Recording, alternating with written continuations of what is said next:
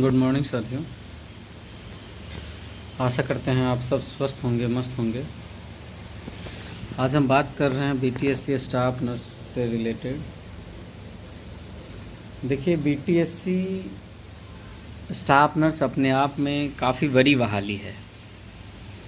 छात्रों के मन में कई सारे सवाल हैं। एक्चुअली बीटीएससी से रिलेटेड, स्टाफ नर्स से रिलेटेड जो एक हाई कोर्ट में मामला था, जीएनएम वर्सेस बीएससी नर्सिंग वाला जो रूल को चैलेंज किया गया था, आपके जानकारी में होगा, उसको लेकर के 19 तारीख को सुनवाई थी। उसमें क्या हुआ, लगातार कैंडिडेट्स कल शाम से ही मैसेज कर रहे थे कि इस पर वीडियो बनाइए, क्या हुआ, नहीं हुआ, कब आगे क्या होना है। तो मैंने सोचा कि इस पर वीडियो बना करके सभी लोगों को बताऊं। आप सबसे रिक्वेस्ट है, यूट्यूब पर देख रहे हैं तो प्लीज़ सब्सक्राइब कर लीजिए और दोस्तों के साथ शेयर कर लीजिए। देखिए, पूरे देश के बीएससी नर्सिंग जीएनएम के कैंडिडेट्स जो हैं सो एकदम ऑल इंडिया के कैंडिडेट्स जो है सो फॉर्म भरे हैं। ऑल इंडिया कैंडिडेट्स जो है सो फॉर्म भरे हैं, चाहे वो जीएनएम के कैंडिडेट हों, बीएससी के कैंडिडेट हों। कई लोग ऐसे भी हैं जिनका जो है सो रजिस्ट्रेशन नहीं था और उन्होंने रजिस्ट्रेशन स्लिप लगा करके फॉर्म भरा है। इसके अलावा कई लोग ऐसे हैं जो रजिस्ट्रेशन स्लिप के जगह कुछ और डाल के फॉर्म भर दिए हैं। जीएनएम भी हैं और बीएससी नर्सिंग के भी कैंडिडेट्स हैं। ऐसे में जो बीएससी नर्सिंग के कैंडिडेट्स हैं उनके मन में एक डर है कि लोग कई तरह के लोग हैं जो लगातार बोल रहे हैं, बच्चों को डरा रहे हैं कि जो बीएससी नर्सिंग को हटा दिया जाएगा। तो इससे सबकी नज़रें जो है सो, और जीएनएम के भी जो कैंडिडेट्स हैं उन लोगों को भी मन में है कि बीएससी हट जाएगा तो हम लोगों को राहत मिलेगा, हम लोगों के लिए ज़्यादा सीटें रहेगी। तो ये सब चीज़ें जो है सो सबके मन में है, एक दूसरे को, खुद को लेकर के। तो मैंने सोचा कि ये जो केस है, लगातार मैसेजेज आ रहे हैं, तो मैं इस केस पर आपको एकदम लाइव दिखाऊं कि क्या चीज़ें हो रही है, क्या स्थिति है। तो आप सब बने रहें, हम आपको दिखा रहे हैं पटना हाई कोर्ट के वेबसाइट पर उस केस की स्थिति क्या है। देखिए साथियों, ये पटना हाई कोर्ट का वेबसाइट है जो ओपन हो चुका है। अब हम लोग इसमें केस स्टेटस पर जो है सो क्लिक करके केस देखेंगे। जीएनएम वर्सेस बीएससी रूल को लेकर के जो है सो ये मामला है और इसी मामले पे हम बात करेंगे। केस नंबर जो है सो CWJC 716/25 है। ये 716/25 है। आप भी अपने फ़ोन में लॉगिन करके आप इसको देख सकते हैं। अब हम देखिए इस केस में देखते हैं आगे कि इस केस की क्या स्थिति है। एक चीज़ और यहाँ जानना ज़रूरी है कि कैंडिडेट्स को ये केस करने की ज़रूरत क्यों पड़ी। आखिर ऐसा क्या हो गया कि कैंडिडेट इसके लिए केस करने गए, केस किए, रीट याचिका दायर किए। तो देखिए, पुरानी जो नियमावली थी, यहाँ हम उसका भी जिक्र कर देते हैं एक बार, ओल्ड और न्यू नियमावली। देखिए, जो पुरानी नियमावली थी वो टोटली मार्क्स बेसिस पे था, जो इंटरमीडिएट्स और जीएनएम के मार्क्स थे। इसके अलावा इसमें ये था कि एग्ज़ाम नहीं होगा, और प्लस इसमें ये था कि सिर्फ और सिर्फ जीएनएम के कैंडिडेट्स फॉर्म भरेंगे, जीएनएम ऑनली। ये जो है सो इसमें था पुरानी नियमावली में। और इसमें हायर क्वालिफिकेशन का भी बेनिफिट था कैंडिडेट्स को। और न्यू नियमावली जो बनाई, और न्यू नियमावली के ही अकॉर्डिंग जो है सो अभी जो नियुक्ति प्रक्रिया चल रही है वर्तमान में, जब न्यू नियमावली बनाई तो उसमें एलिजिबिलिटी क्राइटेरिया कर दिया गया, एलिजिबिलिटी कर दिया गया जीएनएम प्लस बीएससी नर्सिंग।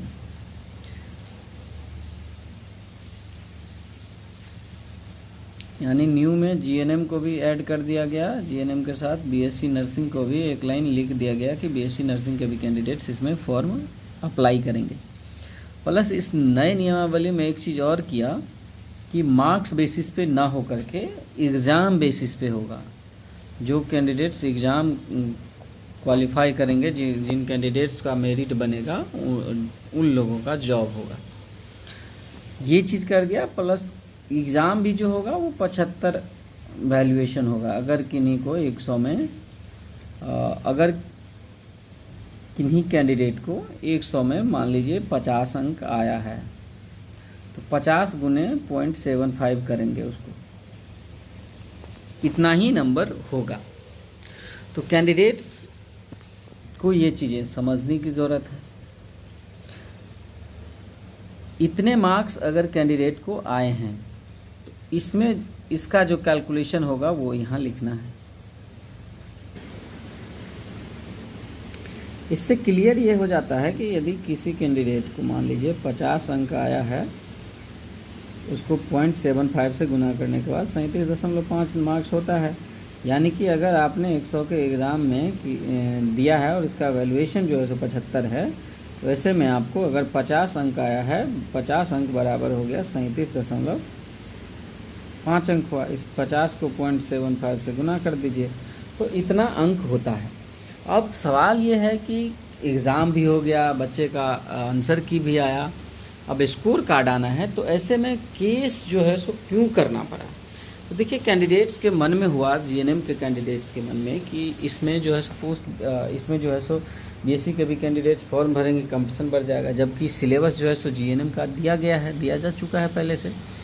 अब कैंडिडेट्स ने रीट याचिका दायर किया। रीट याचिका जब दायर किया तो उसमें लगातार कैरी फॉरवर्ड हो रहा है। और अब जब ऐसी स्थिति है, रिजल्ट आगे, रिजल्ट भी आना है, डीबी भी होना है, तमाम चीज़ें हैं, तो ऐसे में अब कैंडिडेट्स के मन में है कि क्या होगा। और केस को लेकर के बड़ा उत्सुकता है कि क्या हम लोग को छांट दिया जाएगा, क्या बीएससी नर्सिंग हटा दी जाएगी, या फिर कुछ और होगा, क्या नियमावली संशोधन होगी नियुक्ति से पहले। तो ये सब ऐसे तमाम चीज़ें जो है सो बच्चों के मन में है। तो लगातार वो लोग कॉल मैसेज कर रहे थे कि केस था 19 को क्या हुआ।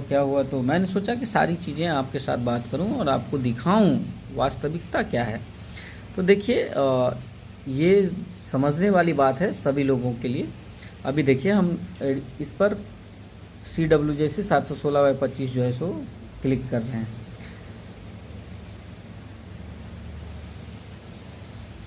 देखिए खुल गया।